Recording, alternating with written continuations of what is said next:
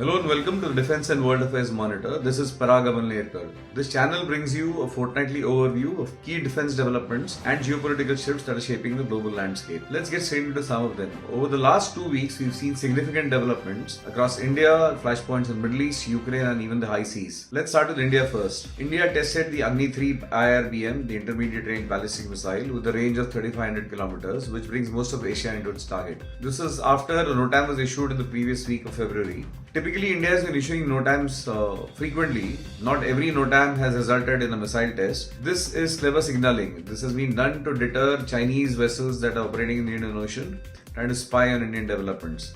DRDO, which is India's premier research organization, is firing on all cylinders. It announced the development of a 110 kilonewton high-thrust turbofan engine. The aim here is to reduce the dependence on US supply of jet engines, which has hampered some of the past development programs as far as India's combat aircraft plans are concerned. DRDO went on to successfully demonstrate the SFDR technology, which is a solid fuel ducted ramjet technology. This places India in a very select group of nations with this capability.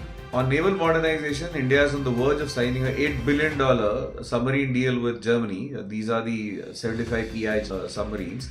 These would be a game changer for underwater capabilities as far as India's naval ambitions are concerned. Moving on to the Middle East, several explosions were reported across Iran. While officially the causes remain unclear, the timing is critical. Reports suggest that Washington, along with the UK, France and Israel, along with 4 Arab nations, have prepared a target list for coordinated strikes across Iran should an attack emerge, while diplomatic hectic negotiations are underway.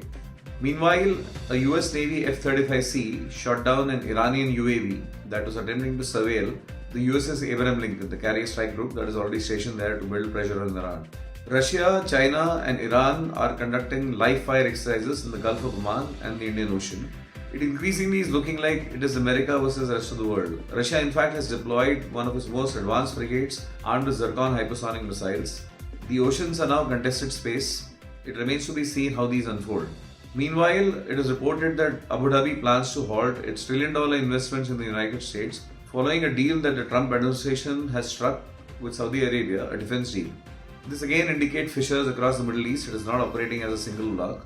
South Africa, in the meanwhile, has declared a top Israeli diplomat as persona non grata, signaling that the global south is showing increasing fissures as far as the Israel-Palestine dispute is concerned.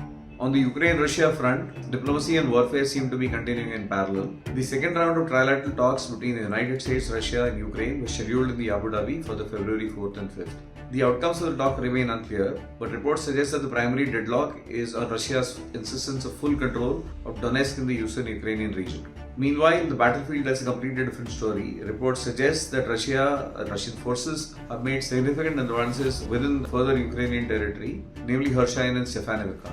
The Black Sea has now become a huge contested drone battle space. Russia has unleashed its entire drone armory on the Black Sea, striking several maritime targets across Ukraine, ports, ships, and coastal infrastructure. This is non-contact warfare in its most evolved form, which is going to be the future of warfare, and that is at play as we speak in the Black Sea. Closer home, Lieutenant Colonel Imran Dayal of the Pakistan Army was shot dead by unknown men in the Dera Ismail region of Pakistan. Reports suggest that this Imran Dayal was the handler of the 2025 Pahalgam terror attack in the Jammu and Kashmir region of India. If verified, this indicates an extension of the strategy India seems to have deployed to eliminate the enemies of India on foreign soil. On the economic front, India's unified payments interface is now fully interoperable with the UAE's instant payment platform. This is now being extended to other BRICS partners. This just isn't about digital payments. It signifies something more than that. This is about constructing a parallel financial structure outside of the Western-dominated SWIFT system. This is economic sovereignty through technological integration.